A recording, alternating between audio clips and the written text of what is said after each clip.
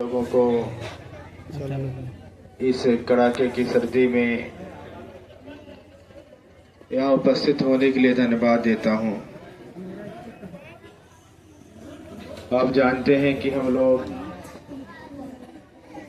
सारनाथ से संकिसा की पद यात्रा कर रहे हैं। इस पद यात्रा को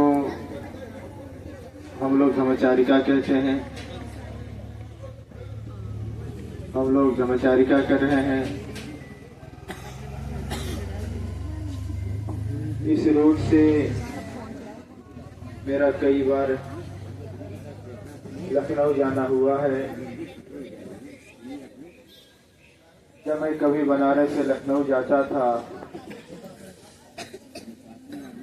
तो रायबरेली पहुंचने में हमें 4 घंटे लगते थे। 4 घंटे हम रायबरेली पहुंच जाते थे। और इस बार जब हम सारनाथ से संकिसा की यात्रा कर रहे हैं, हमें आप तक आने में 10 दिन लगे हैं। और किसी भी दिन हम लोग 20 किलोमीटर से कम की यात्रा नहीं किए हैं। कल तो हम लोग लगभग 35 किलोमीटर चले थे और कल भी हम लोग लगभग 32 किलोमीटर चलेंगे।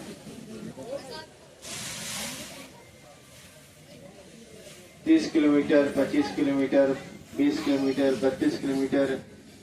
एक दिन तो हम लोग 40 किलोमीटर चले थे। इतना चल करके हम लोग आप तक पहुंचे हैं। हम लोगों के साथ बहुत सारे उपासक अपनी यात्रा प्रारंभ करते हैं और लोग सोचते हैं कि हम लोगों के साथ चलेंगे। जब तो 2-3 किलोमीटर वो लोग चलते हैं, फिर वो लोग हाथ जोड़ करके किनारे हो जाते हैं। कई बार ऐसा होता है कि कुछ लोग और थोड़ा चलते हैं तो किसी गाड़ी का सहारा लेकर के फिर वो बैठ लेते हैं और नहीं चला जाता है। आप लोग यहाँ जो है, मुझे नहीं लगता कि कोई हम लोगों के साथ 32 किलोमीटर की यात्रा कर पाएगा। ये बहुत कठिन यात्रा है और हम लोग जब इस कठिन यात्रा को कर रहे हैं तो हम लोगों को तथागत बहुत याद आते हैं। तथागत बुद्ध इसलिए याद आते हैं, मैं बार बार लोगों से बोलता हूं, बहुत सारे लोग तथागत को बहुत हल्के में ले लेते हैं, अपने जैसा समझ लेते हैं। एक्चुअली तथागत को हल्के में नहीं लेना चाहिए, अपने जैसा भी नहीं समझना चाहिए। क्यों नहीं समझना चाहिए? पहली बात तो तथागत बुद्ध राजा के घर में जन्म लिए थे। तो क्या हम लोग राजा के घर में जन्म लिए हैं जो बुद्ध को हम अपने जैसा समझे? आप सोचिए कि एक राजा के घर में जन्मा हुआ व्यक्ति जिसकी राजकीय सुख सुविधाएं बहुत चरम सीमा पे रही हों, और जब वो गृह त्याग किए होंगे और गृह त्याग करने के बाद जब किसी के घर जाकर भिक्षा मांगे होंगे तो उनके मन पे क्या बीता होगा? कितना हिम्मत कराना पड़ा होगा उन्हें भिक्षा मांगने के लिए। अभी आप लोग हैं, सामान्य परिवार के लोग हैं, किसान के घर में पैदा हुए हैं। हो सकता है कि आप लोग करोड़पति हो, अरबपति तो नहीं होंगे ना। अगर आप लखपति हो, करोड़पति हो और आपको किसी के घर भीख मांगना हो तो आप लोग भीख मांग सकते हैं। आप सोचिए, भगवान ने भीख मांगा, भिक्षाटन किया। जो लोग थोड़ा सा खाने पीने लगते हैं, नौकरी पेशा वाले हो जाते हैं, तो उनका खान पीना भी बदल जाता है, वो सामान्य भोजन छोड़ देते हैं। आप सोचिए कि जब राजकुमार सिद्धार्थ गृह त्याग किए होंगे और उनको भिक्षाटन में तो बहुत अच्छा खाना नहीं मिलता ना, भीख में। भीख में कौन किसी को अच्छा खाना बना के देता है? खराब से खराब खाना तो भिक्षा में दी जाती है ना। अब जब राजकुमार सिद्धार्थ को खाना खाना पड़ा होगा, आप सोच सकते हैं उनको कितना कठिन उनके लिए रहा होगा। हम लोग सामान्य लोग, हम कहीं भी सो जाते हैं, कहीं भी बैठ जाते हैं, सर्दी गर्मी हमेशा हम लोगों ने सहन किया हुआ, हमें कोई फर्क नहीं पड़ता। आप कल्पना करिए कि जिस व्यक्ति के लिए उसको गर्मी न लगे, गर्मी के लिए एक महल बना है।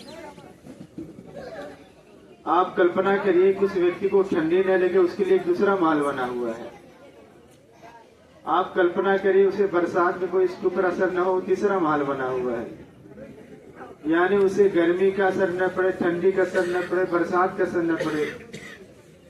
और वह व्यक्ति जब पेड़ों के नीचे सोया होगा, जब जमीन पर सोया होगा, उस व्यक्ति के मन पे क्या बीती होगी? अभी हम लोग हैं यहाँ, जो लोग बैठे हैं, अगर आप हम लोगों में किसी को भी बहुत सुनसान जगह पे किसी बागीचे में रात भर रहना पड़े, तो हिम्मत नहीं करती है रात में रहने के लिए। किसी पेड़ के नीचे रहना पड़ जाए ठंडी में, आप तैयार नहीं होंगे। लेकिन आप सोच सकते हैं कि भगवान जो है 6 साल तक बुद्ध गया के पास बेला के जंगलों में, घनघोर जंगलों में ध्यान किया उन्होंने, अकेले रहे। जब कभी भूख लगी तो पेड़ों के छाल खाए, जब कभी भूख लगी तो पत्ते खाए, भूख लगी तो फल खाए, नदियों का पानी पीते रहे। और एक समय ऐसा भी आया कि उन्होंने फल खाना बंद कर दिया, उन्होंने छाल खाना बंद कर दिया, उन्होंने पत्ते खाने बंद कर दिए, पानी पी करके रहने लगे। और ऐसा भी समय आ गया उनके जीवन में कि उनके मांस सूख गए, उनकी हड्डियां दिखाई देने लगी, उनके चमड़े में झुर्रियां पड़ गई, नसें सूख गई। और व्यक्ति कह रहा है कि मुझे जब तक ज्ञान नहीं प्राप्त होगा तब तक मैं प्रयास करूंगा। और वो व्यक्ति ये भी कहता कि मैं इस रास्ते को नहीं छोड़ने वाला हूं। वो कहता कि जब तक मुझे ज्ञान प्राप्त नहीं होगा मैं यहाँ से उठने वाला नहीं हूं। आप कल्पना करिए कि ज्ञान के लिए कोई इतना साधना करता है क्या? ज्ञान के लिए कोई अपना जीवन दांव पे लगा देता है क्या? लोग संपत्ति के लिए जीवन दांव पे लगाते हैं। आपने देखा किसी को ज्ञान प्राप्ति के साथ जीवन दांव पे लगाए? लेकिन भगवान ने जीवन दांव पे लगा दिया। तो भगवान बुद्ध ने इतना कठिन उन्होंने साधना के लिए, इतना ज्ञान प्राप्ति के लिए इतना कठिन उन्होंने प्रयास किया। और उसके बाद भगवान 45 वर्षों तक लगातार पैदल चलते रहे। इस भारतवर्ष ने बहुत सारे गुरुओं को जन्म दिया है। इस भारतवर्ष ने बहुत सारे धर्मों को जन्म दिया, बहुत सारी परंपराओं को जन्म दिया है। उन परंपराओं के, धर्मों के जितने भी संस्थापक हुए हैं, कोई भी उतना नहीं चला जितना पैदल बुद्ध चले। तो आज हम लोग चारिका कर रहे हैं, जब हम लोग पैदल चल रहे हैं, तो सच मानिए हम लोग भगवान बुद्ध को जी रहे हैं। भगवान बुद्ध के जीवन को हम देख रहे हैं, बहुत करीब से देख रहे हैं कि भगवान बुद्ध कितना कठिन तप किए होंगे, कितना कठिन परिश्रम करके हम लोगों को धर्म दिया भगवान बुद्ध ने। भगवान बुद्ध के जो देशनाएं हुई, भगवान बुद्ध की जो शिक्षाएं हुई, भगवान बुद्ध ने कहा अपने भिक्षुओं से, कहा कि चरत भिक्षवे चारिकं बहुजन हिताय बहुजन सुखाय लोकानुकंपाय, अर्थात भिक्षु बहुत लोगों के हित के लिए, उनके सुख के लिए विचरण करो, चलते रहो, रुको नहीं। लोगों को ऐसी देशना दो जो आज में कल्याणकारी, मध्य में कल्याणकारी, अंत में कल्याणकारी, शब्दों और अर्थों के माध्यम से श्रेष्ठतम जीवन की स्थापना करो। अब प्रश्न किया जा सकता है भगवान बुद्ध का कौन सा धर्म पहले कल्याण करता है, कौन मध्य में कल्याण करता है, कौन अंत में कल्याण करता है। भगवान बुद्ध ने कहा जो शील है यानी अनुशासन है वो प्रारंभ में कल्याण करता है, शुरू में कल्याण करता है। अनुशासन क्या है? आप गृहस्थ लोगों के लिए भगवान बुद्ध ने 5 अनुशासन के नियम बनाए हैं। हम लोगों के लिए तो 300 से अधिक अनुशासन बनाए भगवान ने, 227 अनुशासन बनाए हम लोगों के लिए। भिक्षुणियों के लिए 311 अनुशासन के नियम बनाए हैं। ये छोटे बच्चे लोगों के लिए 10 अनुशासन के नियम बनाए हैं। आप गृहस्थ लोगों के लिए 5 अनुशासन के नियम बनाए हैं। पहला अनुशासन के नियम क्या है? बुद्ध ने कहा कि अहिंसा का पालन करिए। बुद्ध ने कहा कि हिंसा का रास्ता छोड़ दीजिए। बुद्ध ने कहा कि अहिंसा का जो रास्ता है वह उन्नति की तरफ ले जाता है, और बुद्ध ने कहा कि जो हिंसा का रास्ता वो पतन की तरफ ले जाता है। भगवान ने कहा कि जीवन भर अहिंसा का पालन करना है। अहिंसा जिसके जीवन में होती है वो व्यक्ति अच्छा कहा जाता है। अहिंसक व्यक्ति जिस परिवार में होता है परिवार अच्छा कहा जाता है। अहिंसक व्यक्ति जिस समाज में रहता है समाज अच्छा कहा जाता है। जिस व्यक्ति के जीवन में हिंसा है, यानी जो व्यक्ति गुंडा बदमाश है, हत्यारा है, क्रोधी है, उसको अच्छा नहीं कहा जा सकता। जिस परिवार में कोई हिंसक व्यक्ति है वो परिवार अच्छा नहीं कहा जा सकता है। जिस समाज में कोई हिंसक व्यक्ति वो समाज में अच्छा नहीं कहा जा सकता है। तो भगवान बुद्ध ने पहला अनुशासन का नियम दिया, कहा कि हिंसक बनिए। भगवान बुद्ध ने दूसरा जो अनुशासन का नियम दिया, कहा कि दान करिए, त्याग करिए। कहा कि खूब परिश्रम करके संपत्ति इकट्ठा करिए और अपने जीवन का पालन करते हुए जो जरूरतमंद लोग उनकी मदद करनी है। भगवान बुद्ध ने कहा कि चोरी मत करिए। भगवान बुद्ध ने कहा कि बेईमानी मत करिए, एक दूसरे की संपत्ति को अपना हड़प मत लीजिए। भगवान ने दूसरा नियम अनुशासन को बताया।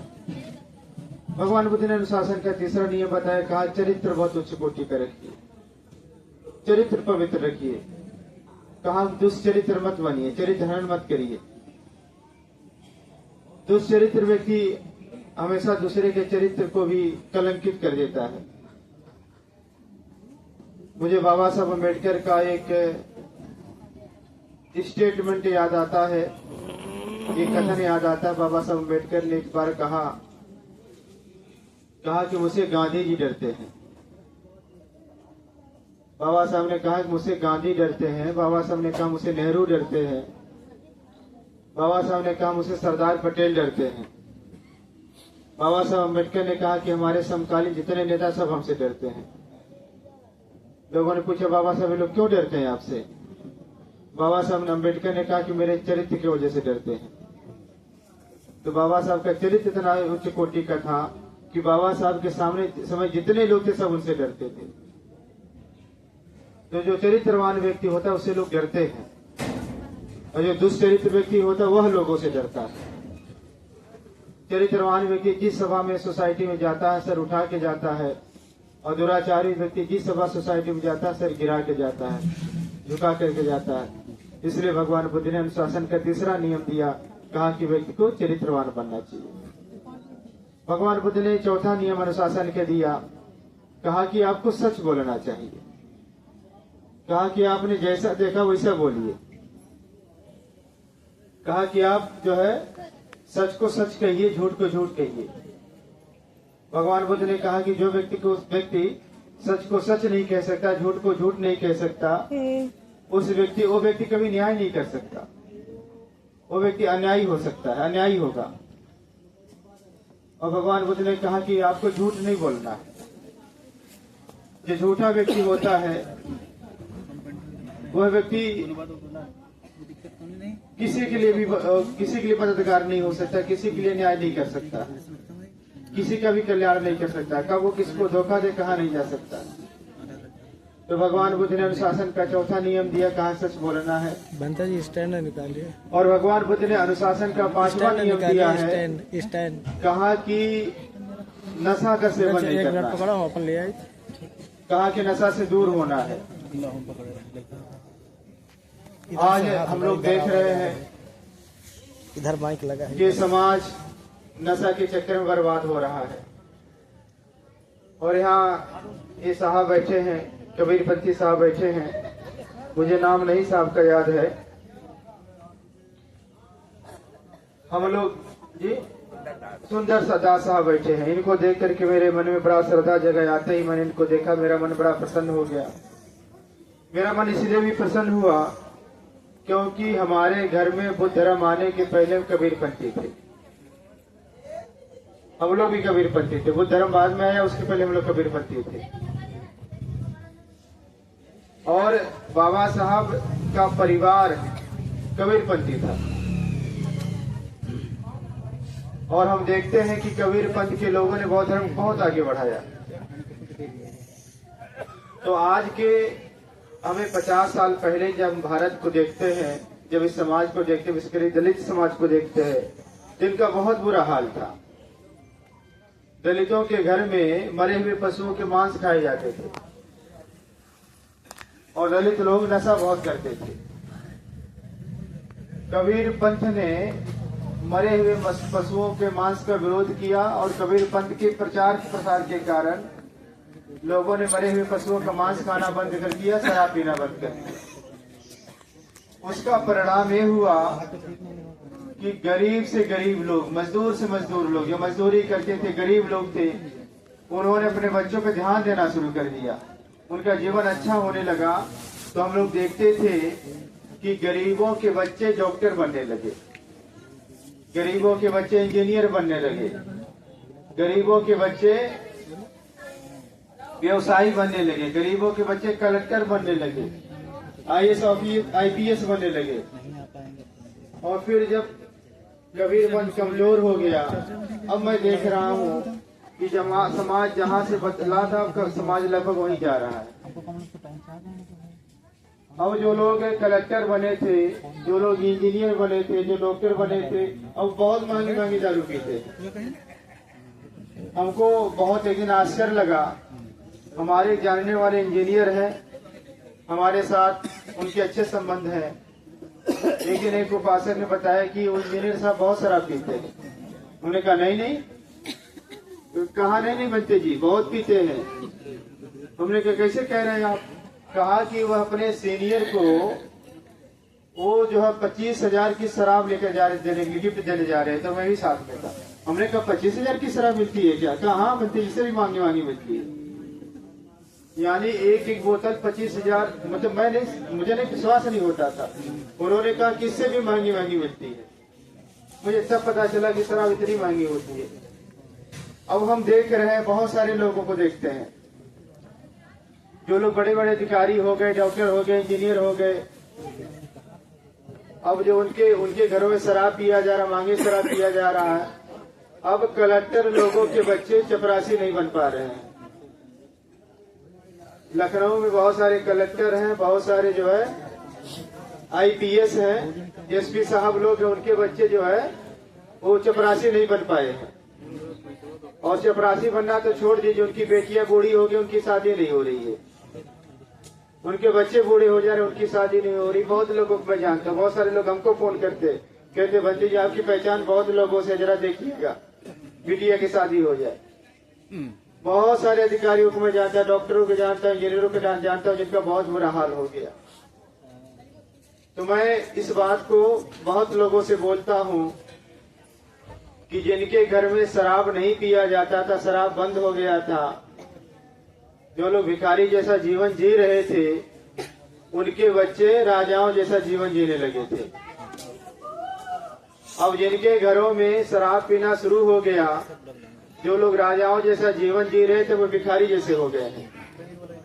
और आप ऐसे भी देखिए आपका क्षेत्र जो है जमींदारों का क्षेत्र है। अभी हम लोग प्रतापगढ़ यात्रा कर रहे थे, अभी हम लोग रायबरेली यात्रा कर रहे हैं और हम लोग देख रहे हैं कि आपका रायबरेली हुआ या प्रतापगढ़ हुआ बहुत दबा हुआ है, बहुत सोया हुआ है। और मुझे तो लगता है कि अभी आजादी की रोशनी यहाँ के लोगों के घरों तक नहीं पहुंची है। मुझे प्रतापगढ़ में ठाकुरों का बहुत प्रभाव दिखा, वहाँ प्रतापगढ़ में ठाकुर का और ब्राह्मण का प्रभाव दिखाया। मुझे लगता है रायबरेली में तो ब्राह्मण का बहुत ज्यादा प्रभाव है, तो रायबरेली भी दबा हुआ है। तो ये दबा हुआ जहाँ अम्बेडकर बाद भी बहुत दूर दूर तक नहीं दिखाई देता है, और जब अम्बेडकर बाद नहीं दिखाई देता बुद्ध धर्म तो बहुत दूर की बात है। बुद्ध धर्म आपके जीवन में कब आएगा हमको भरोसा नहीं हो रहा है, और इसके लिए हमको लगता है भंते जी को बड़ी मेहनत करनी पड़ेगी, जितेंद्र वर्धन भंते जी को, इनको बड़ा संघर्ष करना पड़ेगा। तो भगवान बुद्ध ने 5वां जो अनुशासन दिया, नशा नहीं करना है। तो जो व्यक्ति हिंसा नहीं करेगा, जो व्यक्ति चोरी नहीं करेगा, जो व्यक्ति दुराचारी नहीं होगा, जो व्यक्ति सच बोलेगा, जो व्यक्ति नशा नहीं करेगा, उसका मन जानते कैसा रहता है? उसका मन हमेशा प्रसन्न रहता है, उसका मन शांत रहता है, उसका मन एकाग्र होता है। और जिसका मन प्रसन्न रहेगा, शांत रहेगा, एकाग्र रहेगा, वो जो भी पढ़ेगा, जो भी सुनेगा, जो भी देखेगा उसे याद हो जाएगा, याद रहेगा। तो जिनका मन एकाग्र, जिनके जीवन में अनुशासन होता है, जिनका मन एकाग्र होता है, उन्हीं को ज्ञान प्राप्त होता है। जिनके जीवन में अनुशासन नहीं है, उनका मन कभी एकाग्र नहीं हो सकता है, और जिनका मन एकाग्र नहीं हो सकता उनको कभी ज्ञान प्राप्त नहीं हो सकता है। आज हम लोग देख रहे हैं बहुत सारे लोग अपने बच्चों का बहुत अच्छे स्कूल में एडमिशन कराते हैं और बच्चे पढ़ नहीं रहे हैं। बच्चे स्कूल जाते हैं, वो पढ़ करके आते सब भूल जाते हैं, और रात भर पढ़ते हैं, परीक्षा देने जाते तो पेपर लिख ही नहीं पाते हैं। तो घरों के बुरा हाल क्यों है? इसलिए बुरा हाल है कि आपके घरों में अनुशासन ही नहीं है, ये शील पालन नहीं हो रहे हैं। शील पालन नहीं होने की वजह से आपके बच्चे जो है बहुत अच्छे नहीं निकल पा रहे हैं। भगवान बुद्ध के अनुशासन को अपने जीवन में लेकर के आइए। अगर आपका जीवन अनुशासित हो जाएगा, आपके परिवार का जीवन अनुशासित हो जाएगा, हो सकता है कि फिर आपके घर से कोई बड़ा डॉक्टर निकले, हो सकता है कि आपके घर से कोई बड़ा इंजीनियर निकले, हो सकता है कि आपके घर से कोई बड़ा वैज्ञानिक निकल जाए, हो सकता है कि आपके घर से कोई बड़ा नेता निकल जाए, हो सकता है कि आपके घर से कोई बड़ा अधिकारी निकल जाए। कुछ भी संभव है। और मैं फिर कह रहा हूं, अगर नशा रहेगा परिवार में तो भिखारियों जैसा जीवन बना रहेगा। अगर नशा छूट जाएगा परिवार से तो राजाओं जैसा जीवन हो जाएगा। अब आपको तय करना चाहिए कि आप लोगों को भिखारियों जैसा जीवन चाहिए कि आपको राजाओं महाराजाओं जैसा जीवन चाहिए। अगर राजाओं महाराजाओं जैसा जीवन चाहिए तो शील पालन बहुत जरूरी है। मुझे लगता है कि अब हमें अपनी बातों को समाप्त करना चाहिए और हमारे भंते लोग भी आराम कर रहे हैं। अभी नाश्ता भोजन भी होना है और मैं जानता हूं कि मेरी भाषण की ऊर्जा, मेरे शब्दों की ऊर्जा आपको भूख से नहीं बचा पाएंगी और मेरे शब्दों की ऊर्जा आपको ठंडी से भी नहीं बचा पाएंगे। तो आप जो है पुनः मैं आप लोगों से कहूंगा कि आप भगवान बुद्ध के रास्ते पे चलिए। बाबा साहब डॉक्टर अम्बेडकर जब शिक्षा ले रहे थे, उन्होंने कहा था कि मैं बचा हुआ जीवन बुद्ध धर्म के प्रचार प्रसार में लगाऊंगा। बाबा साहब ने कहा था कि मैं अगर कुछ दिन तक जीवित रहा तो भारत को बौद्धमय बनाऊंगा। बाबा साहब नहीं रहे तो इसकी जिम्मेदारी बाबा साहब के लोगों पे है। अच्छा, मैं अपनी बात समाप्त करूं, एक बात और पूछना चाहता हूं आप लोगों से। आप लोग इसमें से कितने लोग बाबा साहब अम्बेडकर को मानने वाले लोग हैं? अच्छा, इतने लोग बाबा साहब को मानने वाले हैं।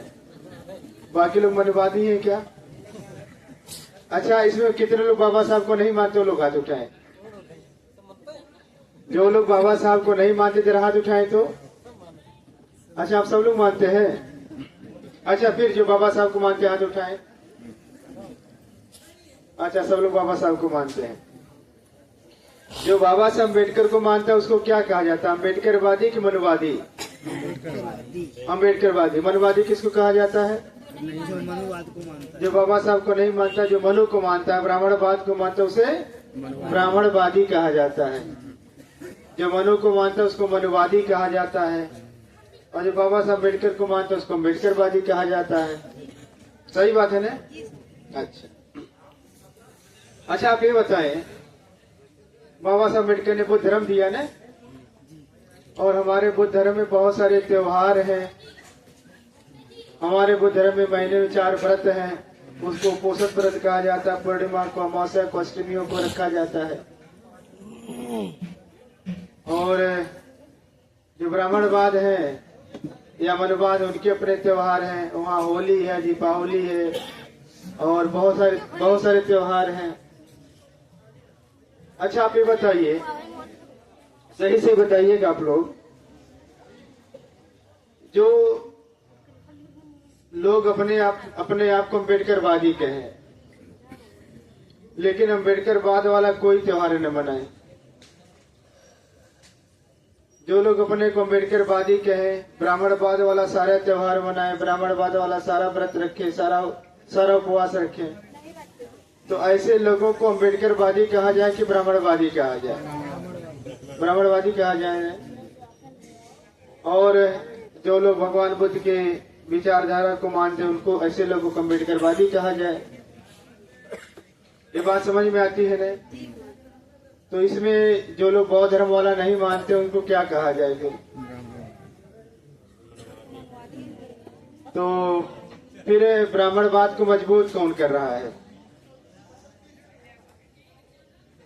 अम्बेडकरवाद को किससे खतरा है? बाबा साहब अम्बेडकर के संविधान को किससे खतरा है? और उसको मजबूत कौन कर रहा है?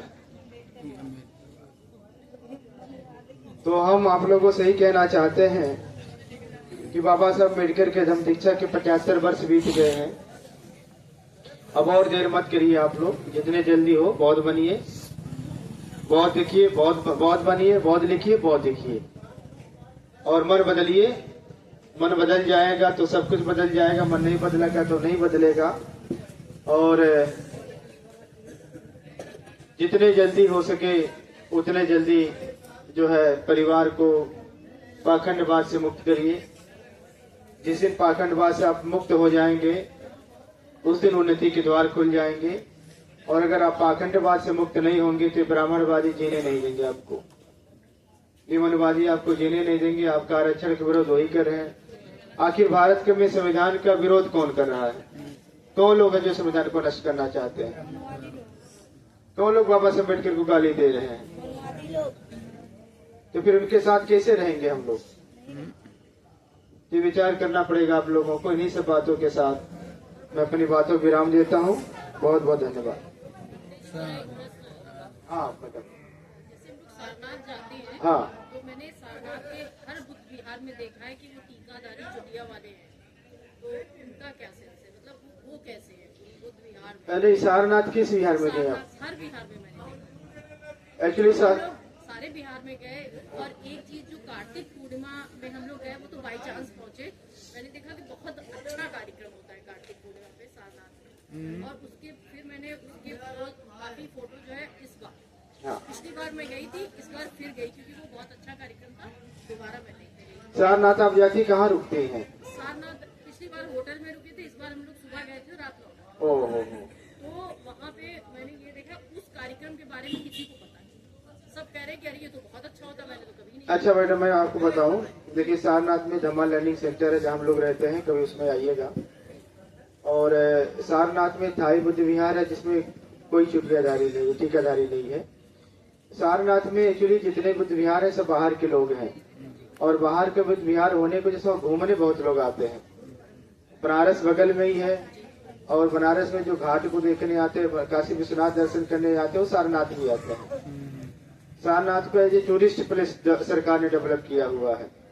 तो जो भी यात्री लोग आते हैं, जो उधर काशी विश्वनाथ जाते हैं या जो घाट जाते हैं, वो सारनाथ भी आते हैं। तो हमारे बुद्ध विहारों में देखते हैं, वैसे हमारे बुद्ध विहारों में कहीं कोई है नहीं इस तरह का। तो घूमने वालों को देखा होगा आपने, घूमने वालों को देखा होगा आपने, वहाँ पे अच्छा आपने स्तूपा भी देखा होगा ना, जो टूरिस्ट गाइड है। वो टूरिस्ट गाइडों का क्या है ना कि हम लोग बार बार बोलते हैं सारनाथ में लोगों को कि आप लोग भी थोड़ा पढ़ लीजिए, आप अपने लोगों को घुमाइए। अपने लोग पढ़ते नहीं, अपने लोगों की बहुत सारी कमियां हैं। हम लोग बार बार, एक मिनट बच्चे, हम लोग बार बार बोलते हैं कि वहाँ पे अपने लोग दुकान खोलो, अपने लोग जमीन लेकर के अपना होटल बनाओ, घर बनाओ। अब सारनाथ बहुत सारे लोग जाते हैं। अब वहाँ पे जो बुद्धिस्ट लोग आते हैं, सारनाथ की मैं बता रहा हूँ, जो पूरी दुनिया के बहुत लोग आते हैं, और हमारे अपने होटल नहीं है वहाँ पे।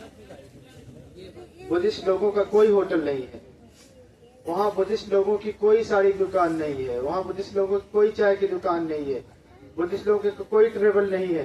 होता क्या कि बुद्धिस्ट लोग आते हैं, वो सारा पैसा दूसरे क्या दे करके जाते हैं। वहाँ जो टूरिस्ट लोग हैं, हम लोग भी 10 साल से सारनाथ में हैं, और वो जो टूरिस्ट लोग हैं, कोई भी अम्बेडकरवादी या बौद्ध समाज का नहीं है। वो लोग तो इतना उल्टा पुल्टा बताते हैं कि भगवान बुद्ध के स्थल पे ही भगवान बुद्ध के खिलाफ बोलते हैं। लेकिन अब क्या हुआ है कि जिसे आप जिस जागरूक उपासिकाएं जाती हैं, आप सबको तो पता ही है। तो अब जब वहाँ वो लोग उल्टा पुल्टा बताते, फिर वो डांट खा जाते हैं। अब थोड़ा सुधार आना शुरू हुआ, फिर भी वहाँ जो है हमारे लोगों की कमी है, हमारे लोग है ही नहीं वहाँ पे। और टूरिस्ट गाइड के लिए वो हर व्यक्ति वहाँ जाकर के टूरिस्ट गाइड भी नहीं कर सकता है। उसके लिए कोर्स होता है, उत्तर प्रदेश सरकार कराती है, टूरिज्म का कोर्स कराती है। वो लाइसेंस मिलता है, जो इसके पास लाइसेंस होता है वो जाकर वहाँ गाइड कर सकता है, नहीं तो नहीं कर सकता। समझ रही हैं? और आपने वहाँ जो देखा सब सही बात है, वही लोग गाइड कर रहे हैं। कार्तिक पूर्णिमा का, आषाढ़ी कार्तिक पूर्णिमा का, हाँ, कार्तिक पूर्णिमा का जो कार्यक्रम है, वहाँ पे जो मूलगंज कुटी विहार है, और मूलगंज कुटी विहार के सामने जो वहाँ महाबुद्ध सोसाइटी ऑफ इंडिया श्रीलंका लोगों का बुद्ध विहार है, मूलगंज कुटी विहार, भगवान बुद्ध की अस्थि रखी हुई है। और कार्तिक पूर्णिमा जब भी आता है तो 3 दिन भगवान बुद्ध की अस्थि दिखाई जाती है। वो सारा का सारा प्रोग्राम महाबुद्ध सोसाइटी कराती है, श्रीलंकन मंदिर लोग कराते हैं। आप बुद्ध पूर्णिमा को आई, बुद्ध पूर्णिमा धमाल लर्निंग सेंटर वहाँ कराता है। बुद्ध पूर्णिमा पे कम से कम 1 लाख लोग आते हैं। कार्तिक पूर्णिमा तो कम लोग आते हैं। बुद्ध पूर्णिमा भी बहुत अच्छा होता है सारनाथ के, कभी आइएगा। ठीक है भाई? हाँ, बंदे जी कुछ कहना चाह रहे। मैं ये कहना चाह रहा था कि जो भी डिस्कस करना हो, जब धर्मदेशना समाप्त हो जाए उस समय करें, क्योंकि कुछ चीजें होती हैं कि हम लोगों को समाप्त हो गई। हाँ, धर्मदेशना समाप्त मैंने कर दिया था।